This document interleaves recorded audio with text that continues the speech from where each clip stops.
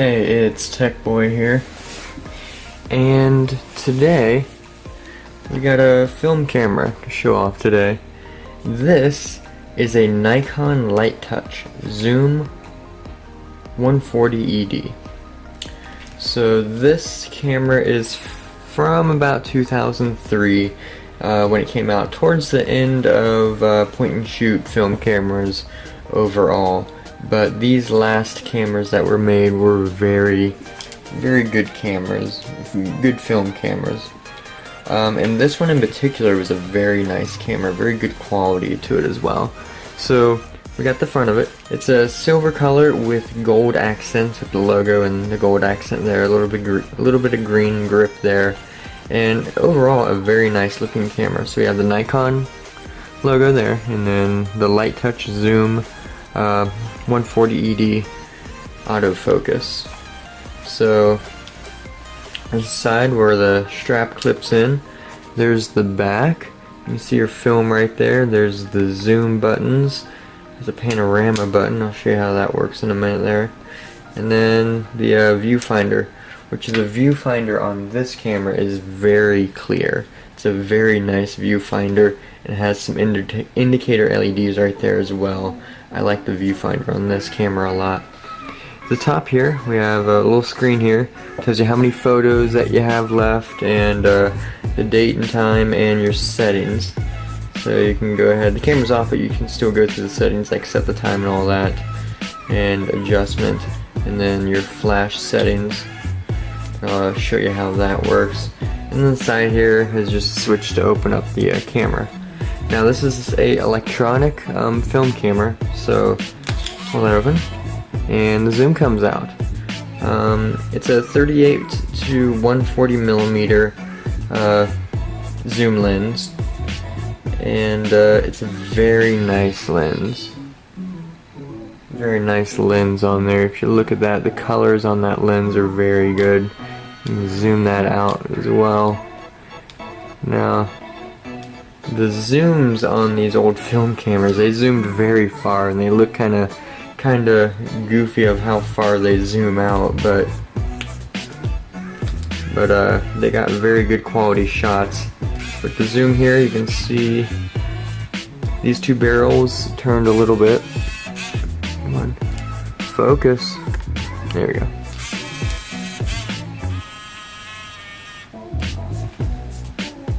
Camera's not wanting to focus right.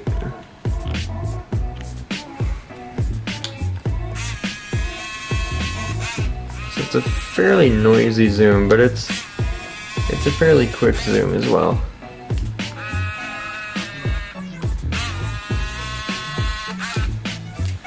So, and then we have all the sensors here, all behind this clear piece of plastic here.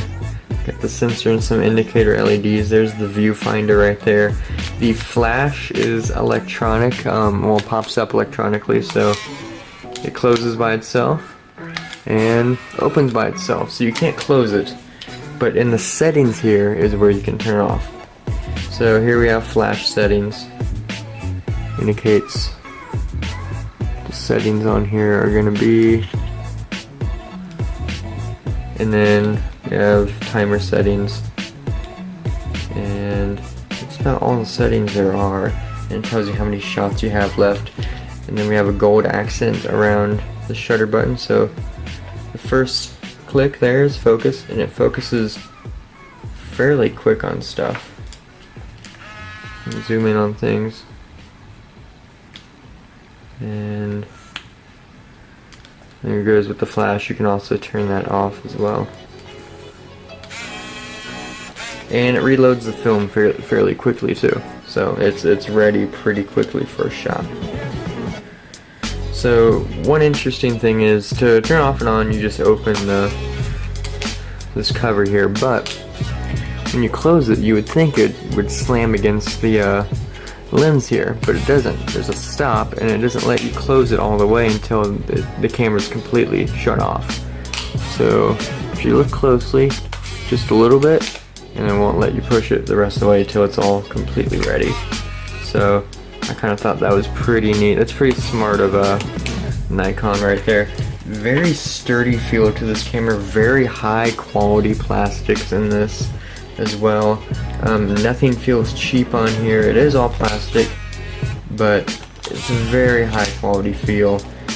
This camera is going to last you a while. The nice thing about film cameras are they last a while. They don't break often.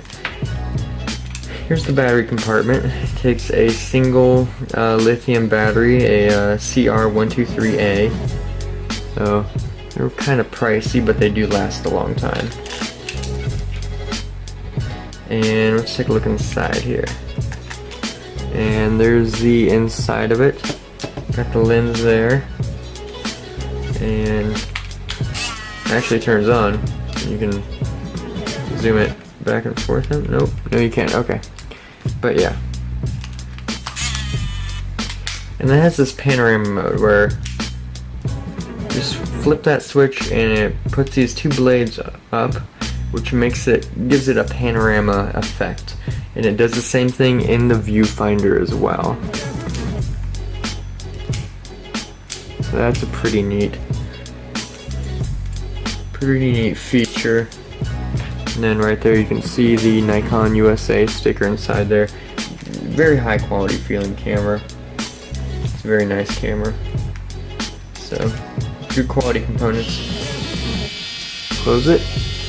It winds the film up to a good spot to start taking shots.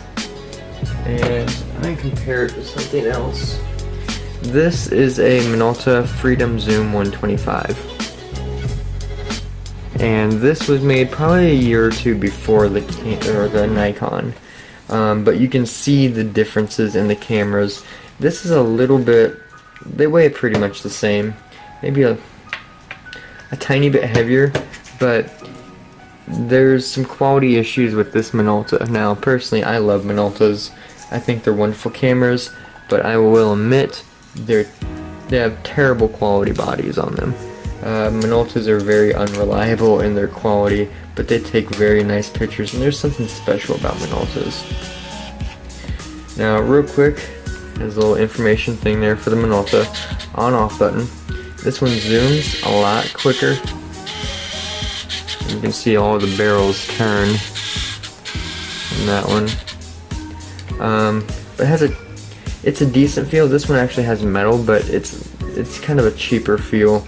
I had an issue where this lens got crooked trying to zoom out, and I had to pull it and kind of readjust it, and eventually got it working. Has some sensors here with the viewfinder there, and some sensors there, just some pieces of plastic put over that, but it's just not a great feel with the quality of this. Now the lens in here looks very nice looking lens inside this. And I'm here to adjust the film fairly quickly. But yeah, that's just a comparison of the two. About 1 or 2 years apart with these cameras. But the Nikon is certainly a much better quality camera than the Minolta. And the viewfinder on the Minolta is pretty small and does not work too well, and it's not adjustable, not an adjustable viewfinder like it is on the Nikon. Here you can adjust that viewfinder, and it's a very large, easy to see through viewfinder. So on the bottom here you can put it on tripod. This is Nikon Corporation with the model number or serial number, made in China. And that's pretty much all. I will have photo samples in the video as well. We'll go ahead to that, but I just think this is a beautiful camera. I love the gold accents to it.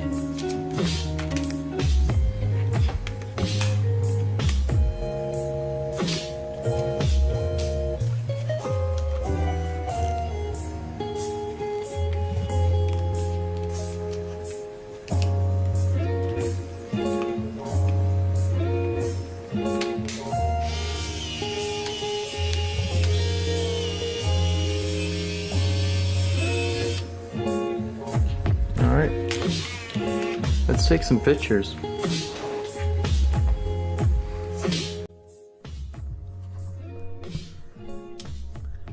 So this was shot on Fujifilm Superior Extra 400 film, and this was very expired film, and very cheap film. I found at Goodwill, so the quality of the photos potentially should look way better than this, and I think it's due to the age of the film that I bought for 60 cents at Goodwill. So yeah, it's not really that great a film, so take this with a grain of salt. First video, Vax, or first picture, Vax and Videos, arcade store, and very 90s look to it, lots of noise in it. And that's the picture of the shopping center sign. Very grainy, not really that clear, but you know what, not bad for a early 2000s point and shoot film camera. And here we have a nature shot. Very overexposed. That's all I gotta say about that one. And there's my attempt of a macro shot that didn't turn out well at all. The colors look alright though, and you can kind of see the date I didn't actually set in the bottom right of the photo, so that's kind of cool. That's kind of Next photo. And this is kind of a cool shot, I think. Picture some train tracks. You can kind of see the perspective kind of disappear into, for some reason, pixelatedness. I know that's not right. That's not how it's supposed to work, but it's not the sharpest photo. And you can also see the black bars on the top and bottom. That is the panorama function. So what that does is it puts those black bars there and gives it a quote panorama unquote look to it. So what you do is when you get your prints back, you cut that on the black bar where it kind of cut it off on top and bottom, and then you have a panorama photo. It's kind of a gimmick, but a lot of point and shoot cameras at that time did that to give it a panorama look. But yeah, not a bad photo. And there you see in that photo, it's not a fan of extremes. There's a lot of light and for some reason a lot of darkness, so it overexposed and underexposed all at the same time. Don't know why, it just did. It's probably just the film. I have a lot of confidence that this camera can take much better pictures than this. Everything about this camera works very well. It's super reliable, it's fast, it's easy to use, and it looks nice. But the film's not giving it justice, and I'm pretty sure the lens on this is much better than this. So I'm just gonna let this run through the next photos, and you tell me what you think in the comments below. Be nice, guys.